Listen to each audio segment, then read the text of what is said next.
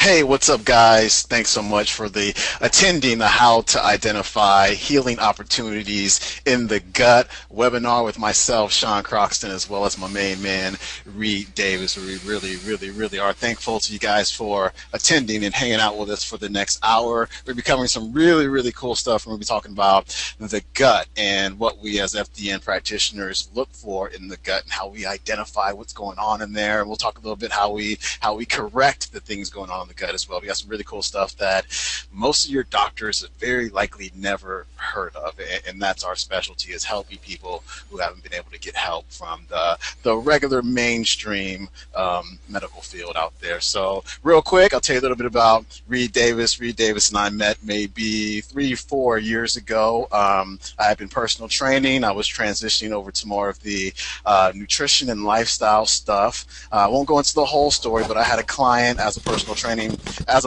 client who had some stuff going on with the gut. We did some nutritional stuff that didn't work as well as I had hoped that it would, and she ended up seeing Reed Davis, corrected all her stuff. She ended up having some type of gut infection, which we'll very likely talk about today or later on tonight, and she fixed it. It was really cool. And then she told me about Reed's Functional Diagnostic Nutrition course, which was going on maybe about 5 or 6 blocks away from me that summer. So I took it. And since then, my whole outlook on health has been completely different, because with Functional Diagnostic Nutrition, you really get underneath the iceberg and get to that root cause stuff that a lot of people really want to find out about, whether it be hormonal, detoxification, immune system, digestive system stuff. And I'm very grateful and thankful to know Reed and to have taken his course. And so without further ado, the founder of Functional Diagnostic Nutrition, Mr. Reed Davis. Hey, thank you very much for the introduction, Sean. I appreciate that. You're also my main man. So with Mutual Admiration Society here, folks, if you can put up with two guys that love helping other people and love staying in shape and getting in shape. So with FDN, that's the thing that people love about it, is you use it on yourself and on your clients. It's not something that you buy and sell. It's something that you do. And the more you walk the talk, the better you are at doing it. So, Sean, thanks very much for having me on and for letting me talk to the Underground Wellness listeners. You know, they are the most educated group out there as far as I'm concerned, and I have worked with a lot of different groups. So we're going to jump right into it, Sean, because we have a lot of ground to cover in a short period of time here. And hey, real quick, Reed, I forgot to mention, guys, hang out to the end of the call. We're going to go about an hour. We've got a special offer for those who want to be a part or who want to be functional diagnostic nutritionists. Hang on, and we'll get to that a little bit later. Go for it, Reed. Yeah, fantastic, Sean. Thanks for reminding me about the business end. Now, I want you guys to know that FDN, Functional Diagnostic Nutrition, is not just a series of tests. Matter of fact, the more I'm in this business, the more I work with practitioners who are running labs, I'm realizing that it's so much more than that. It's really a way of thinking about the human body. Anybody can offer tests and then treat the test results, which is what most practitioners are doing today. You guys already know this, but let's review it. The body's designed perfectly to function exactly the way it was designed. Cells don't ever have to be taught what their job is. It's an inherent knowledge that they have, that they're endowed with. And we say normal function is good, healthy function. Normal, it should be great. There's no such thing as a normal headache, a normal stomach ache, normal diarrhea, normal constipation, or normal anything that's bad. That's not normal. That's just common. Because it's so common, doctors will tell people it's normal. And we're not picking on doctors here, but I'm just saying. So cells, organs, and systems, and the organism itself, the person, if you will, seeks a state of ease. That means not dis-ease, but ease and good function. Symptoms, though, when they come along, they're a signal that something is really wrong. Now, those of you that were at our last webinar that Sean and I did will remember the brain-body diagram and how this whole thing breaks down. So this is kind of the next class for you. You can go back and watch that webinar somewhere. If you need to know, you can ask me for it. I'll see that it gets up somewhere. But what we do, instead of just treating that symptom, you know, that's just a signal that something's wrong. We want to know what's wrong. Why is it something appears? So we seek the underlying cause, the imbalance, if that's what it is, the deficiency, if that's what it is, or overabundance of something, or overburden, what we like to call simply hidden stressors, or blocking factors or something of that nature. Now, they come in all different sizes, shapes, and forms, mental, emotional, physical, chemical, and all that. But we try through FDN to work at the deepest level possible to restore that balance, or just simply provide the healing, return function to the way it was intended to be. So our thinking, just this thinking, is what bridges the gap from clinical nutrition or any other nutrition you want to talk about and functional medicine. We don't practice medicine. We don't diagnose or treat specific conditions. But this way of thinking about the body being perfect is what leads us to doing what we do. And you're going to see how that works right now. We actually have created, over the 12-year period that I've been working on this, a step-by-step methodology that just about anyone can learn. So we use this functional lab work to identify the healing opportunities. That's our critical word of the day, healing opportunities, and ways to improve health. Now, that doesn't sound like diagnosing or treating diseases, does it? Because it's not. That's what medicine, practicing medicine is. So we don't want to do that. We want to do something much more significant in terms of the health of that patient, not just treat their symptoms. So we do run saliva, blood, urine, and stools testing. That gives us some data about how the body's functioning or malfunctioning, especially within these 5 categories: the hormone, immune, digestive, detoxification, and mucosal barrier systems. Now, the FDN course includes all of that and a lot more. Today, we're just going to look at this idea of digestion and detoxification, because that's what Sean asked me to do. Right, Sean? Yes, sir. We had a great call last week, by the way. Got a lot of good feedback on all the questions that were being answered. I'd love to take some questions a little bit later, Sean, if you want to watch the question window.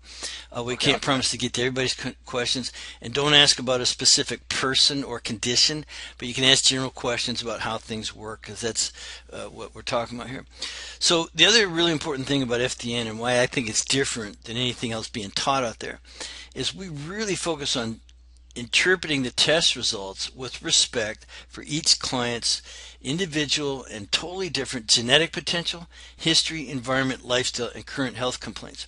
That bullet right there should be in bright red flashing, because other systems, they really do just treat the test results. And it's good that, I run labs, but are you really understanding and respecting each different person is different from the next one? That's critical.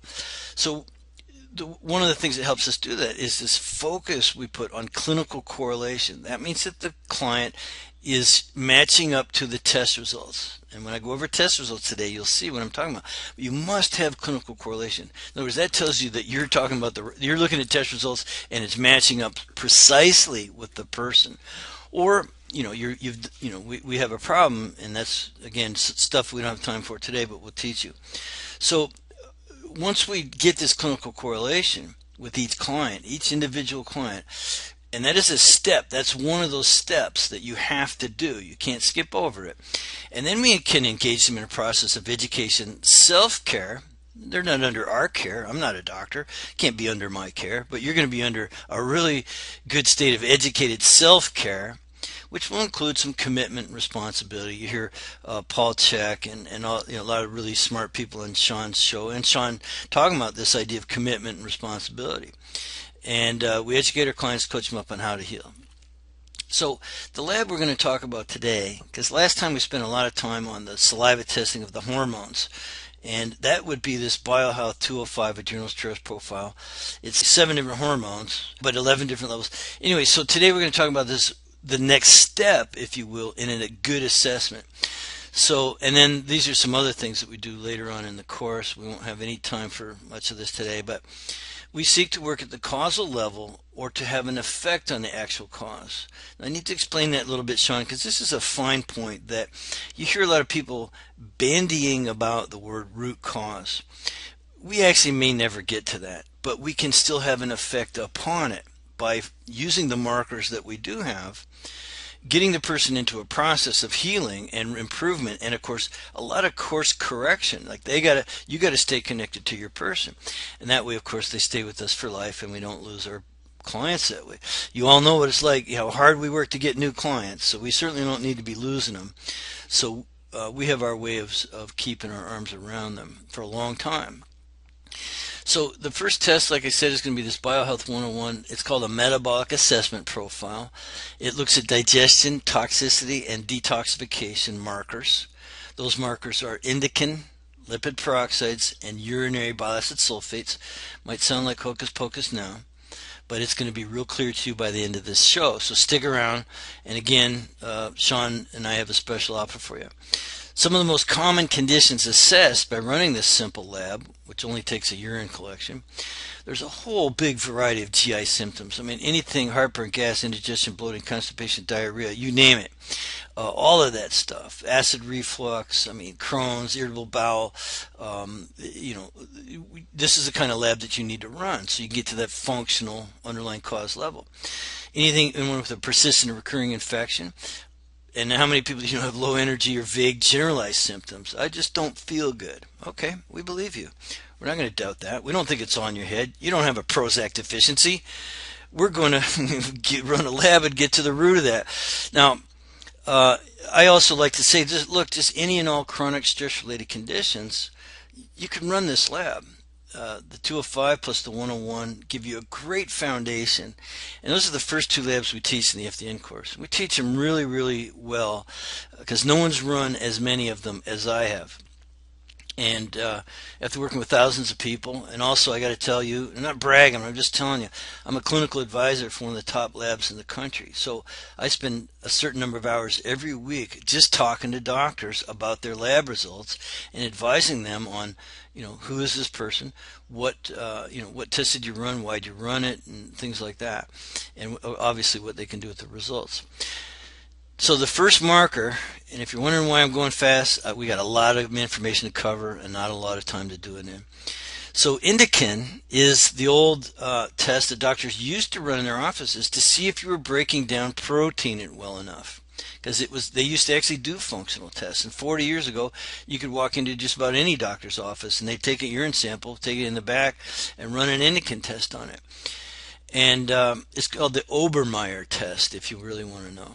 So this is a marker. Indican's a great marker. It comes from urine for poor bacterial breakdown of protein into smaller components, which are what? Amino acids. So we see people all the time with amino acid deficiency related issues, and it's really not that they need to pound down more amino acids and buy a bunch of stuff at the store or get sold a bunch of stuff by an ordinary nutritionist. They need to find out why they aren't breaking down and absorbing it. Now, Indican can tell you, again, this is one of the first healing opportunities we have, would be a positive Indican. Positive Indican means that there's a possible dysbiosis, even leaky gut. It's not conclusive for leaky gut, but it's a finger pointing in that direction. A positive Indican tells you there's hypermotility, rapid transit time for the most part. So people, they're eating and they're pooping it out 4 hours, 5 hours later. It's not even have time to stay in their body long enough to get nutrients absorbed from it. Now, long term, if you have positive Indican, it means you have the kind of dysfunction that would prevent good blood sugar control, good hormonal balance, and it creates obvious malabsorption problems, as you'll see coming up.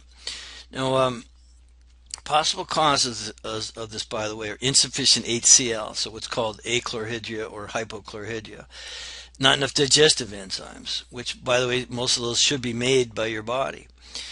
Or you're not eating the right kind of foods. Live whole food is best. It carries its own enzymes with it. Food reactions are a really common cause, and we do a lot of testing in that area.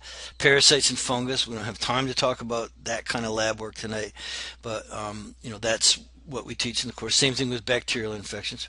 So all these things are possible causes, but you've identified a healing opportunity, meaning that we know what the therapy should be to get them going and healing in the right direction. We're just trying to improve health. We're not diagnosing or treating a disease. We're saying, look, you got room for improvement here in the way your body's breaking down food and absorbing it. So let's do some digestive support, maybe even some HCl. We'll do some C-Cure, which is a hydrolyzed fish protein. So because they often, when I find a positive Indican in an old person, I know that they're muscle wasting. They're not getting any amino acids or proteins into their body. So we give them some extra protein that's pre-digested, basically that kind of thing. And I also would want to know, well, where's this positive Indican? What's going on? So we can give them some things and have them do some things to make them feel better and be headed in the healing direction. And we could also, it's pointing the finger at what the next test might be. So this is just one marker on this 101. That's one marker. Now, how could you help a person if you haven't checked out their Indokin? The next marker is lipid peroxides. So lipid peroxides are really interesting. Sean, you've run a ton of these because you understand the benefit of antioxidant therapy. But what people need to know is there's actually a measurement that will represent how much oxidative stress, or let's say additional oxidative stress, is present in the body. Obviously, some is okay. Matter of fact, low lipid peroxides on the urine test indicates a healthy balance between the antioxidative versus the pro-oxidative action of free radicals and toxins. So, we all have free radicals. Matter of fact, some free radical damage is important. You need to break down cells so that they can be dissolved and the body can get rid of them. But elevated lipid peroxide values indicate cellular membrane damage caused by free radicals and damage to organelles, hormones, and genes within the cell. Now, that wouldn't be a good thing, would it? Think about it. Extra oxidative stress. Oxidation is the same kind of stress that rusts a nail, or if you leave your car outside in the rain for 10 years, it'll just become a pile of heap, nothing. If an apple turns brown because of air, that's oxidative damage. So that's cellular membrane damage, and then the guts of the cell, like right here in this picture, they get destroyed. Worse than that is some runaway free radical damage is mutagenic and will actually cause the cell to mutate, and that's where all kinds of things come from: cardiovascular disease, accelerated aging, cancer, atherosclerosis, and other bad things like that. Now, obviously, if we find a lipid peroxides, there's things we can do. But you got to realize elevations result from exposure to toxins, chemicals, metals, pathogens, and the excretions of those pathogens. So while, yeah, we want to know this balance, we want to create some balance.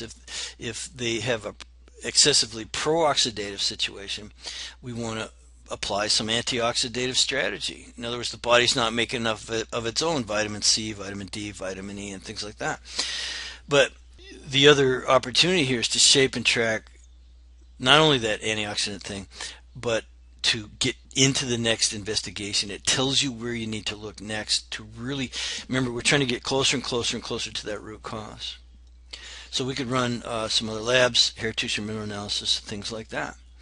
Now the third marker on this urine test, this is why I love this thing, 3 really critical markers. They're going to, for not very much in lab fees, let you, the practitioner, get your arms around a whole lot of information that's going to help you to help that person get better. We talked about Indokin and the breakdown of protein, how important that is.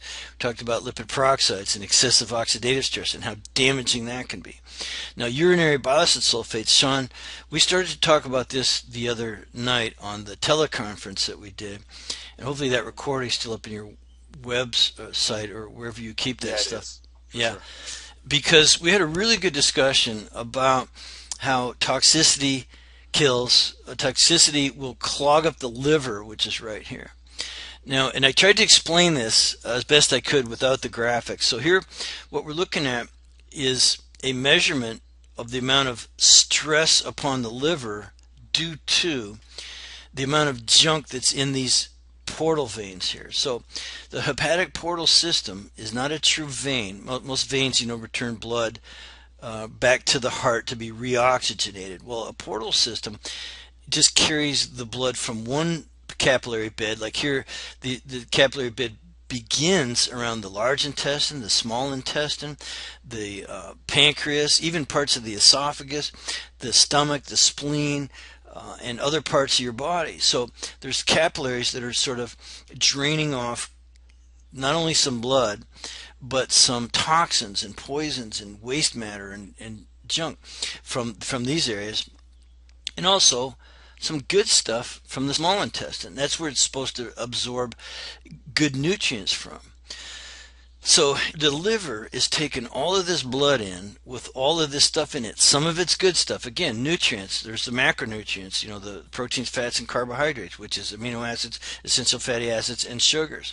It's also taking in phytonutrients and minerals and vitamins and all this sort of good stuff. And what it does is it purifies this stuff, makes sure it's okay, and then releases it to the heart to be pumped out to the rest of the body. So all the good nutrition comes on the backside. And that's how nutrition gets to your joints and to your muscles and to your brain and to all these different things.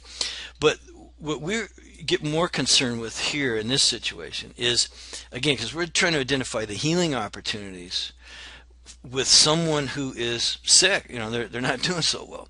So what if it's that liver? What if the liver's congested because there's too much junk coming through this hepatic portal system? Well, we'd want to know about that, number one, so that we could give them some liver support and do some things. And again, it's about identifying that healing opportunity from this one simple urine test.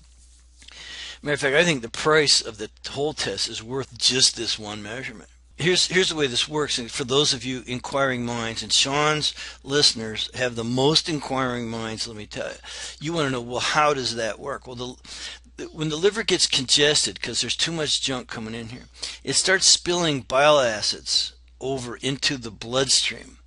So when the liver's congested, you get excess bile acids. They're getting spilled over in the bloodstream in excess, and they get converted to sulfate version, and then the kidneys pick it up and get excreted in the urine. That's how we can measure urinary bile acid sulfates.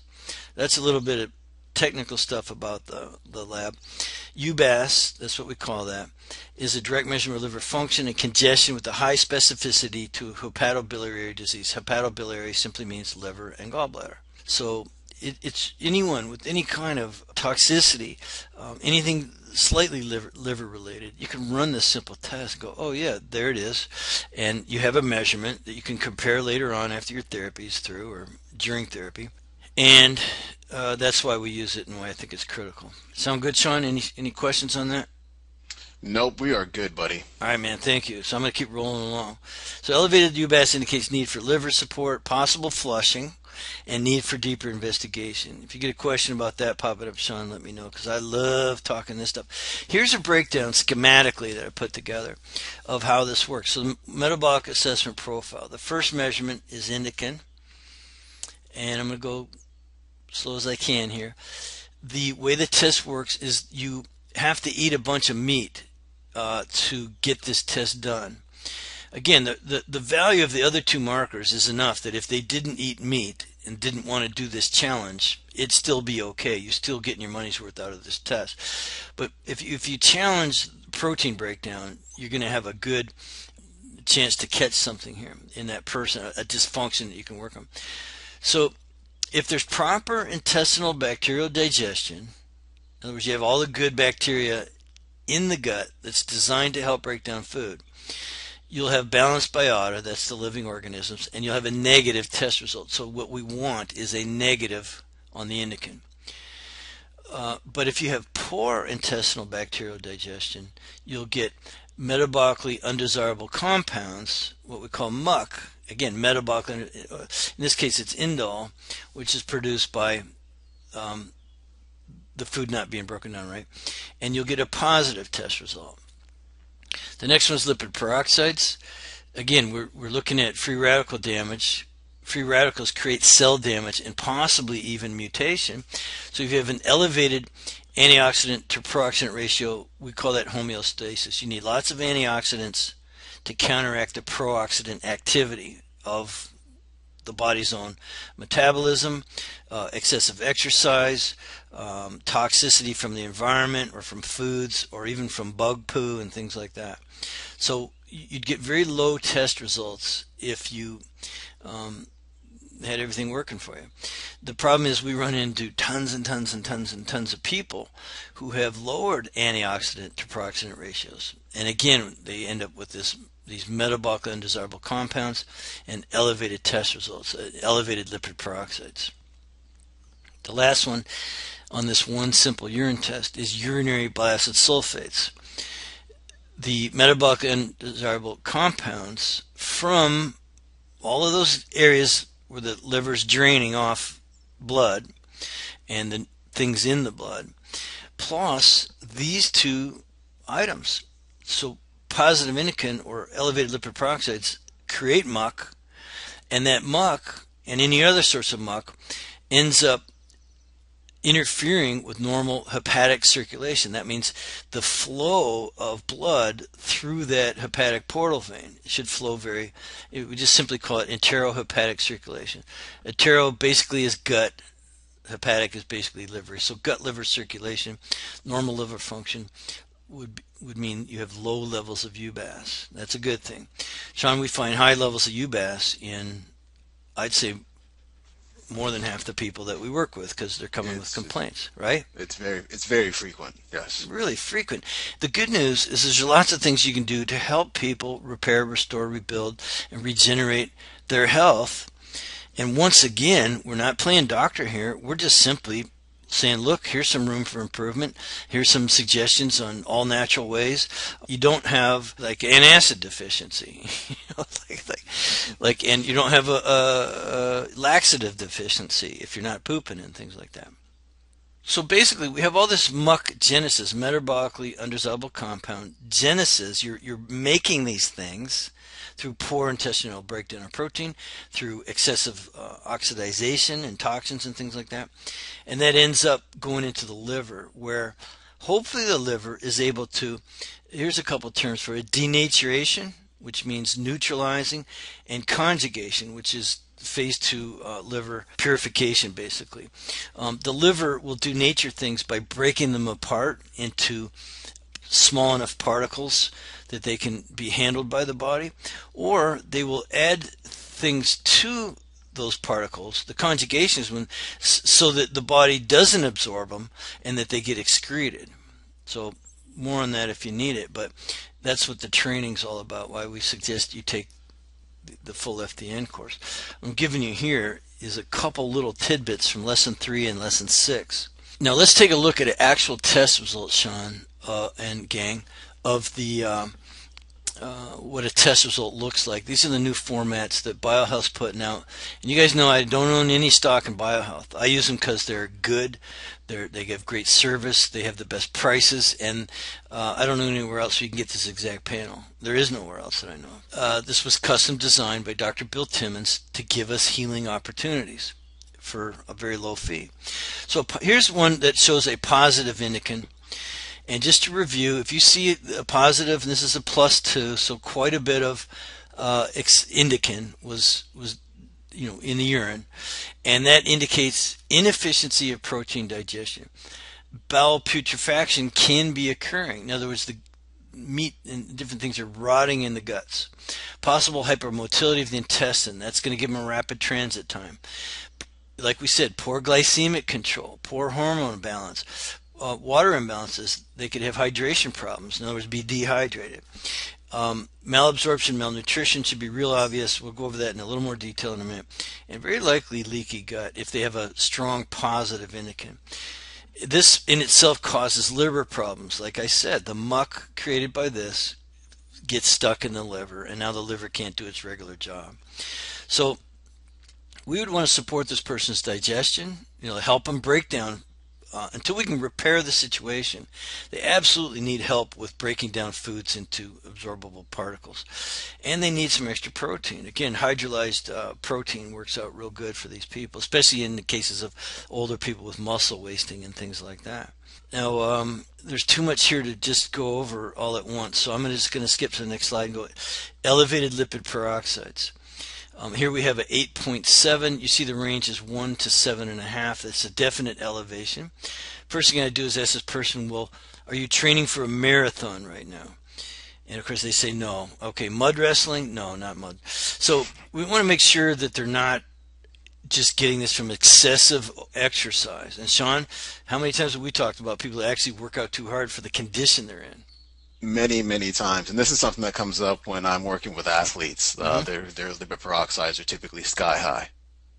Yeah, and it's partly because they might be working out too hard. I mean, if you look at some older athletes who do run marathons, I think they've got some. It's not always the best thing for the body. The first guy to ever run a marathon died when he finished. So we all know that story. Lipid peroxide here is an index of cellular membrane damage caused by free radicals, oxidative stress. Remember, it's like you cut open an apple, it turns brown. It's oxidative stress.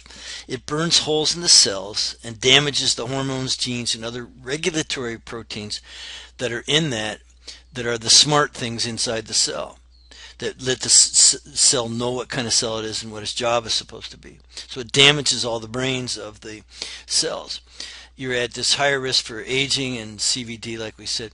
It actually can eat holes in the arteries. That's where atherosclerosis comes from, causes calcification of vessels. And, a lot of these old athletes who were marathon runners and such, they dropped dead, and they had clogged arteries and stuff because of calcification and things like that.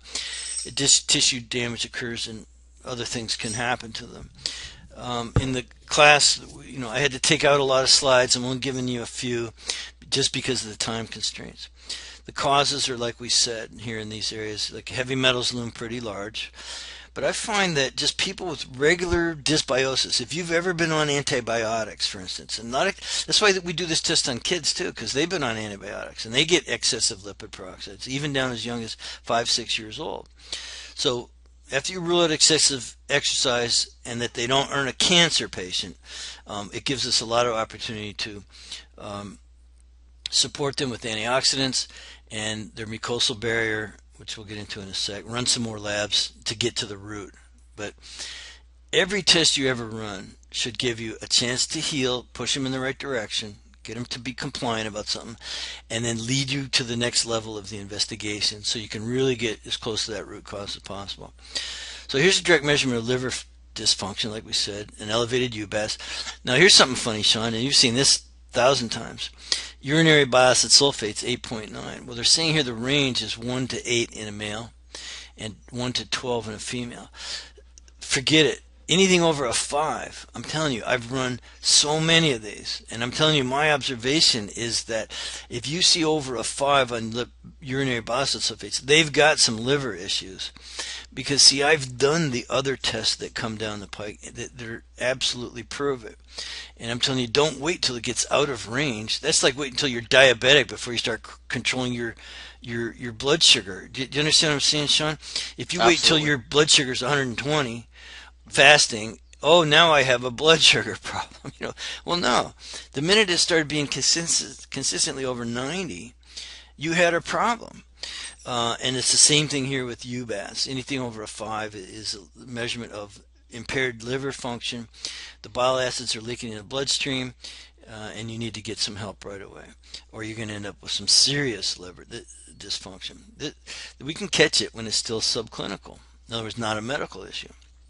Support the liver, do some liver flushing, colon cleansing, and look deeper at some other things that could be bothering. Now here, I've talked about the mucosal barrier, and I'm going to show you some test results, Sean.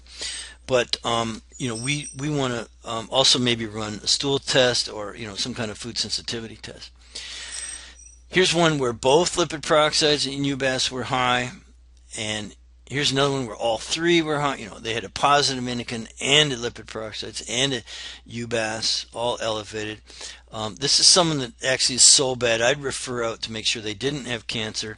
And that's where I say, look, we're not playing doctor. You see this, you're going to send them to their physician or find one that you can refer people to. The doctors love referrals.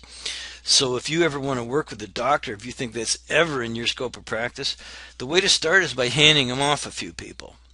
They're not going to listen to you or have anything to do with you until you do that, in my opinion and in my experience. So you can see them as bad as that. And so I'm trying to give you a gist of it here. That's one lab that now let's just say we add that to the previous lab we discussed. We know they got adrenal dysfunction. Adrenal potential is really low. Their hormones are way out of whack.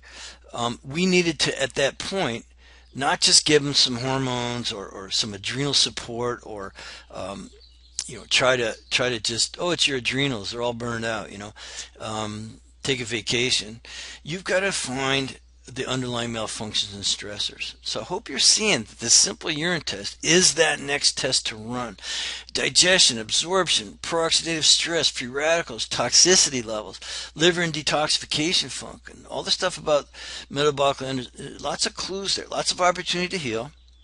if you get clinical correlation. In other words, you don't never going to treat the test results. You're going to go back and go, this test shows all of this things going on. This is what this test generally shows, and they go, yeah, that's me, yeah, that's me, yeah, that's me, and you have clinical correlation. You finalize your assessment and suggest a protocol. Now that protocol is going to be diet, rest, exercise, stress reduction, some supplements, and further investigation into what those, if you're going to reduce stress, if stress reduction is one of your major components of your plan, and it is in our step-by-step process, you're going to have to run another lab. So the next lab we're going to run at, or look at, is this intestinal barrier function test, also known as a mucosal barrier function test. Bunch of markers. The mucous membranes go from the conjunctiva of your eye, the oral cavity, nasal cavity. We have all had a nasal nasal cavity, mucous membrane. We all know about that. Pharyngeal, esophageal, tracheobronchial. And here's our focus: gastrointestinal. All three layers of that small intestine, plus the urinary tract, genital tract sometimes. So our healing focus is going to be in here. If you focus your healing in here, by the way, you'd be amazed at how much of this stuff just disappears. Some people come in with nasal infections, and we've just done the GI work, and their nasal infection magically goes away. Because the secretory IgA that's in that mucosal barrier is that mucosal barrier. That's a huge part of it. That's like the Marines. That's like your second skin. It's going to protect you from stuff in the environment. We call it the Marines are out fighting when your secretory immunoglobulin A is, let's say, elevated at first. It's your first line defense against pathogens, suppressed by elevated cortisol DHA ratio. That's why we like having that adrenal test done first. We see your circadian rhythm. We see what's going on with the hormones. We see your cortisol to DHA is elevated. Therefore, you're going to suppress your immune system. Now, it elevates to acute situation, like if you have an infection and this system is working, but it will shut down with chronic infestation, and inflammatory agents like bad foods and toxins and things. So we have another wonderful measurement of the intestinal barrier system, which, again, we're going to run out of time, but I want to stress to people, I promised tonight I'm going to show you some healing opportunities. Well, this barrier must facilitate or allow nutrition through into that hepatic portal system. That's part of your digestion and assimilation process. So that system allows the food through, but this mucosal barrier system also must not allow offensive particles into general circulation. It's got to get them to come only through into that hepatic portal system so that the liver can defend. And again, there's two phases of purification that the liver does. So these are just some of the conditions that are prevalent in secretory IgA deficiency. So you've got to shut down SIG-A system or mucosal barrier. If you have a weak mucosal barrier, you're subject to all the autoimmune hypochlorhydria, same thing, anemia, villus atrophy, blunted brush border. We're going to focus on that in a sec, and all this other bad things that you have lots and lots and lots of. Your current clients right now, if you're a patient, if you're a chiropractor, acupuncture, personal trainer, nutritionist, if you're, like I have colon hydrotherapists and nurses and dietitians and even some massage therapists, you got patients or clients with these conditions, and everyone else is just treating symptoms. So we talked about the importance of the structure and the mucosal barrier, and I'm going to try to leave some time for questions. I notice there are a few in there, Sean. If you can see them, great. But the villi are there on the lining of the inside of that small intestine for a couple of reasons. One is to increase absorptive area of the gut. It's as big as a basketball court if you laid it all out. Contains enzymes to aid digestion. This should say it produces enzymes to aid digestion. Nutrients pass through via a process called diffusion through these epithelial cells and are carried away. They're carried away to where? Through that hepatic portal system into the liver, where it can, treat that stuff so that your body can handle it. It's fully innervated. There's lots of nerves that are in control of this area. Now the microvilli, you can't even see them on this picture here, but they're little tiny hairs on the little tiny hairs basically. And they further increase surface area, and they produce enzymes that break down sugars and some lysolizing factors that aid fat absorption. Now there's other areas here, but look at this. This is a picture I scarfed off someone's website. Look how much, this is the way that there's, here you see nerve fibers, capillaries, little teeny tiny food particles and some bad things come into this hepatic portal system. You see these go, there's that vein, so that's what goes off to the liver at some point. Now, a little bit more physiology on the enterocytes. We don't have time for all this, but we'll teach you all the anatomy you need to know. Nutrient transport, more about the capillaries. Lacteals, which transfer the fat. Most fat is not absorbed through the same capillaries that absorb the sugar and the proteins, amino acid things. The fat is handled a different way by the body. That's important for you guys to know, and I'll teach you about that. There's another, after the villi, the sub-layer here is called lamina propria. I don't think we need to go over that right now. Below that is the submucosa. Below that, the muscle layer. I guess it's important for you to know that this is where the immune system changes things. Certain cells are produced here to help you defend yourself. Same thing here. There's a lot of neat things to know. Again, the microvilli, you end up with this with inflammatory reactions. Here's one thing that bad foods do. They break down these little tiny hairs. Inflammatory reactions destroy microvilli first. We call that a blunted brush border. You have low enzymes. Lactose intolerance develops. How many people or clients do you have that say, I can't drink milk or eat cheese, but I used to be able to? Well, because your gut is, what a big clue that is. Eventual villus atrophy, the villi shrinks up, crypt hyperplasia, the space in between gets wrecked. And Sean, you always really love this part. This is where the leaky gut happens. So here's those villi and brush border on top of it. And here's the actual, these are called zona occludens. The gut, the small intestine, is not a garden hose that's plastic from one end that attaches to the stomach and the other end that attaches to your large intestine. It's actually made in little sections. And they're joined together, and the area where they're joined is called a tight junction in plain English, or zona occludens. And there are labs that we can run on how much antigens we have against zona occludens, things like that. But look, normally only 2% of antigens, that's antibody generating materials, gets through to the general circulation, in other words, out into your bloodstream. The body's designed to handle about 2% of antigen penetration. But with all the inflammatory stuff that happens to your body, these tight junctions loosen up, and now more and more, a bigger percentage of big particles, food and antibodies that your body made, and the antigen that they attach to, which we call an immune complex, they start actually floating through into general circulation. Now, I showed you, and I showed you a test you can run to see if someone's liver is congested.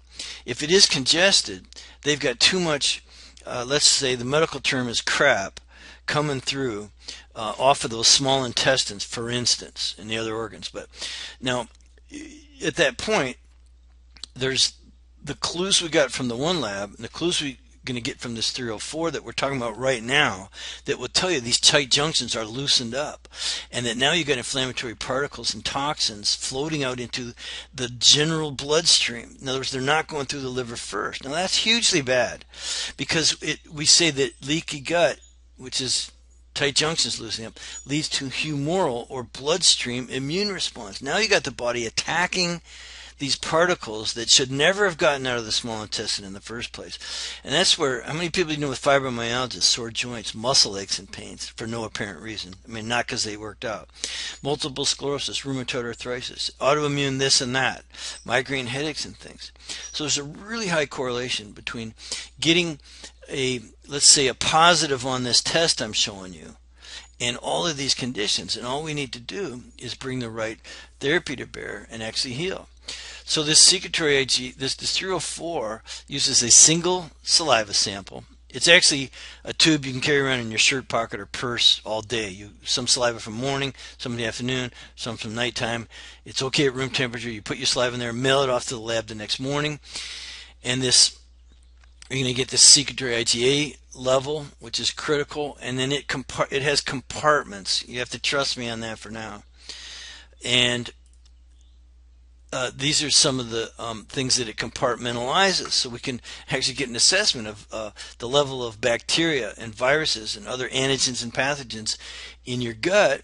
Now, this is if you were diagnosing. If you're a physician, you want to diagnose, like give it a name and treat it. You can do that with this test. But for us, non-licensed practitioners who just want to help them heal, we don't really care about labeling it. I mean, we do, but what we want to do is go, look, you've got, immunity dysfunction. Tight junctions are not intact. You have dysbiosis, nutrient transport's poor. You're starving to death. Inflammation, dysfunction, and so on and so on and so on. So this is where we can work without diagnosing or treating anything to help that person improve their health. Hope that's coming through, because I guarantee you I don't teach non-licensed people to practice medicine. Case study we don't have time for, but here's a lady who had bad adrenals and mixed up sex hormones, a lot of imbalances there. And on her 101, because we're trying to find out, well, why is your adrenals so fatigued, and why do you have such bad hormone levels? Well, look, her lipid peroxides were above 5, which is the same as with UBAS. Above 5 is telling us excessive lipid peroxidization means the body's breaking down, and her liver's all clogged up. Aha! So you could, if I go back for a sec, you could try to treat this adrenal dysfunction forever. You're not going to fix it, because you haven't reduced the hidden internal stressors that we found on the 101. And here's her 304. Now this is the 304 that you haven't seen yet, but her secretory IgA is kind of hanging out in the middle of this reference range, but all the other the compartments of her are elevated. So her aerobic bacteria is high, anaerobic bacteria is high, dietary proteins are high, meaning she's got food sensitivities and irritation from that, and her yeast is high. So this tells us that the gut's actually working pretty good, and we've identified a lot of the offenders that she needs to get rid of, or help her body to handle in such a way that she improves everything back to good solid function. So let's look at, so what we did with her, by the way, because we suspected if these are high she probably has an infection, is we did end up finding on her blastocystis hominis was an infection. Now Sean runs as many 401Hs as anybody out there. And I like the poop, my man. You're the poop man. So as long as I didn't call you poopy boy when you were a kid, I'm okay with it. None of that. So now here's another test that led us to. So that 304 led us to running a stool test and led us running a food sensitivity test. And sure enough, this person has anything in yellow and red you see here is a food sensitivity. And that's just one page of it. There's other pages. So after running all this stuff, we ran the adrenal test, we ran the metabolic assessment profile, we ran that mucosal barrier function test, and a stool test and a food sensitivity test. And let me tell you what, nobody's got their arms around this person's true healing opportunities like we do. If they're not doing this work, they're doing something else. And I don't know anyone else with just a small handful of labs like this can bring this person right back to normal health. And that's really what we do. Here's another one real quick, case study. Adrenal dysfunction, pretty severe. Hormone imbalance, pretty severe. And they're coming out with this positive indican, which is maybe even a leaky gut. Elevated lipid peroxides, elevated UBAS, lots of healing opportunities here. And when you Sean, tell them what it's like when you put this paper in front of their face. Like you've been telling them, you need some digestive support, you need some antioxidants, you need some liver support, probably liver flushing. And they go, yeah, that's what the last guy said. Well, when they look at this, they think, wow, this actually makes sense now. That's something I tell people all the time. Like, it's the first time it makes sense. They've been going from practitioner to practitioner, trainer to trainer, and when they see these on paper, they're like, whoa, Now I get it. And it encourages them to actually follow the protocol, because it's cool, because later on down the line, you can go back and you can retest and they can see the significant improvement that they were able to get by way of following the protocol. Amen. So what Sean just gave you and explained to you is what we call clinical correlation. Correlation. When they start going, yeah, this makes sense. Yeah, oh boy, I'm so glad you found this on me. That's just called clinical correlation. This client, by the way, a lot of you are familiar with my adrenal stress indicators form, which allows them to rate all of their physical status with a point system, and the desired number of points is 0. So this lady had 303 points on her adrenal stress indicators form.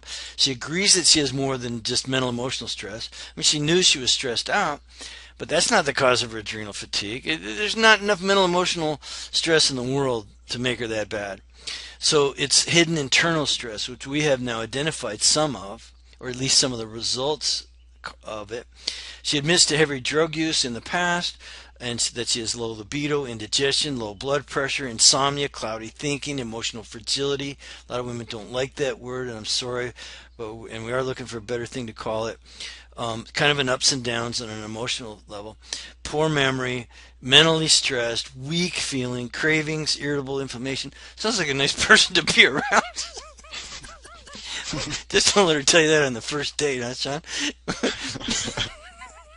The likely leaky gut caused by internal stressors run the 304. Now let's see. That was her cortisol. You know what? I took those slides out. She had like the leaky gut and all this stuff going on. Let me say one more here. Let me look at this. Weak adrenals, hormone imbalance. There's where she showed up on the chart. She had a positive +2. And an elevated lipid peroxidase and an elevated urinate bisulfates. And her intestinal barrier function test came out kind of weird. This one I would take some explaining. These things are low because of how poorly the intestinal barrier is working. If you see everything elevated, like these dots are all up at this end, then it's actually working good. It's not happy. I mean, you have all these offenders, but at least the body's putting up a fight. The Marines are out fighting.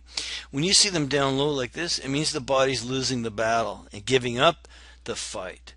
The only one still hanging in there is her ability to respond to food sensitivities. And this is a pooled antigen and combined antibody test for soy, corn, eggs, dairy, and gliadin, cow's milk.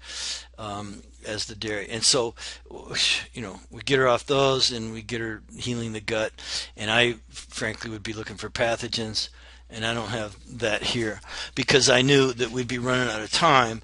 And I want to tell you, that's a peek right there at some really good FDN investigation into the hidden causes of all these hormonal imbalances and adrenal issues that people have.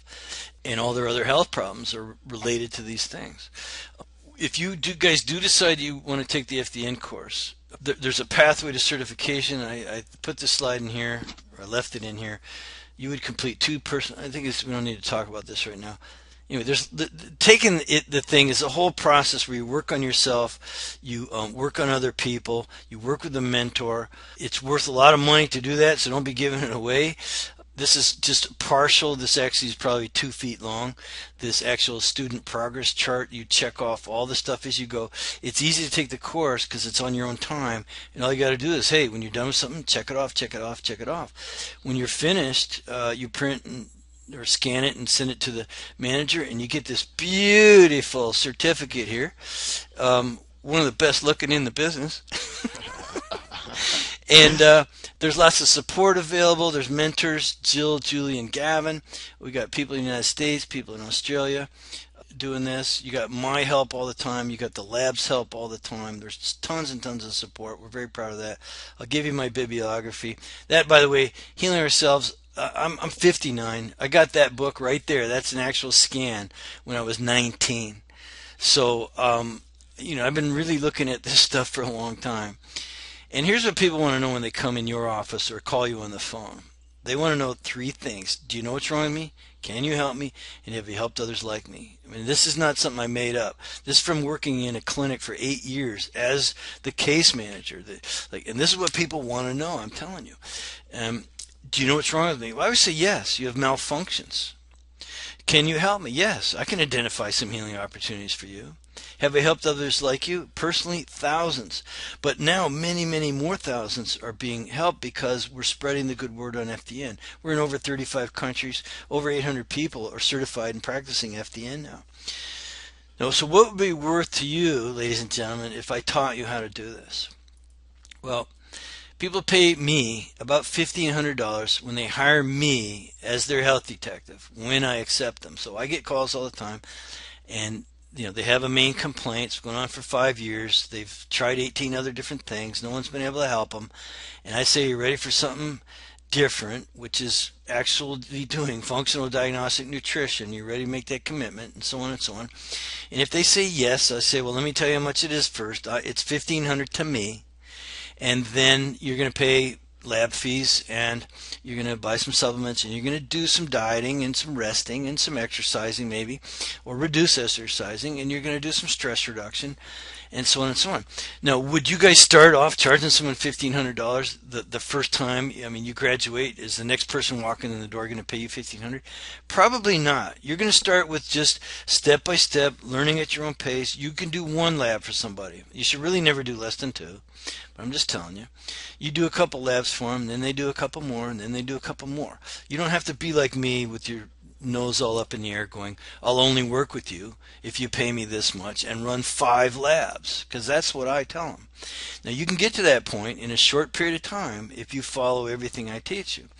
But you're going to start off running the same things I do. All you got to duplicate is what I did, and my business models included cash practice, and you will get probably between $1,000 and $1,500 eventually off of each person. And if you want to charge by the hour, you're worth $200 an hour. If you're charging less, you're giving yourself away. And so what I'm trying to tell you is that one client could pay for the entire FDN course, because that's about what it costs to take the course. There's only 2 reasons why people don't sign up. They wonder, can I do this?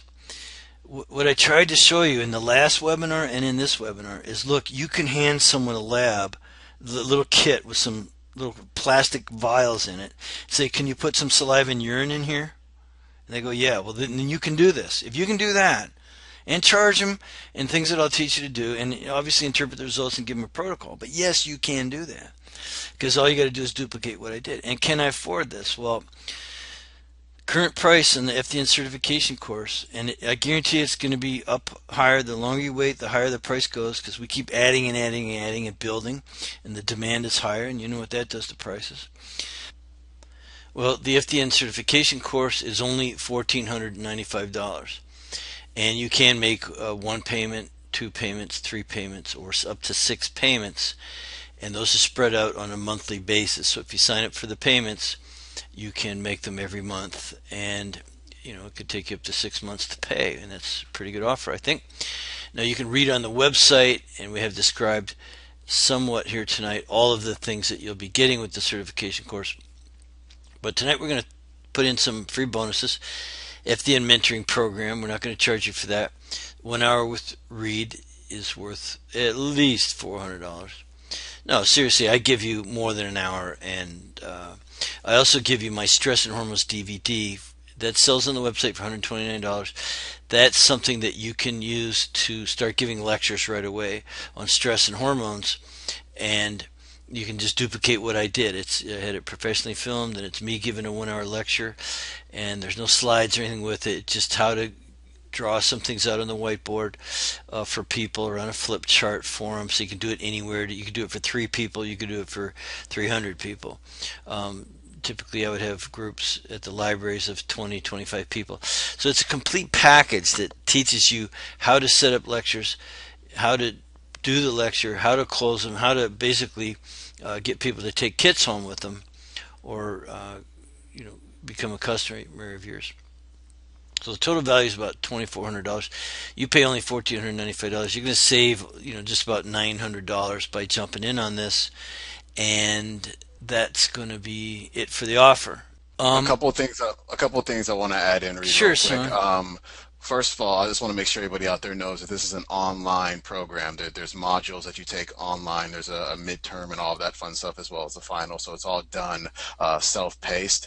Number two, as always, I add in my own bonus, which would be a 30-minute call with me to cover whatever it may be, whether you have FDN questions, you got marketing questions, because marketing is really big when you're doing FDN. You want to be able to go out there and get the clients. So whatever you want, a 30-minute call with me, you can definitely book that if you become a student, and since that's always pretty important.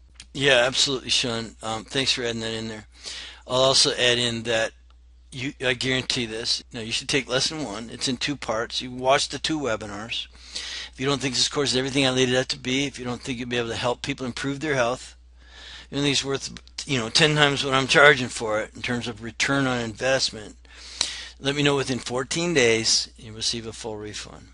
And all you need to do now is go to this link to sign up for the program. It's fdntraining.com, also fdnmanager.com or functionaldiagnosticnutrition.com.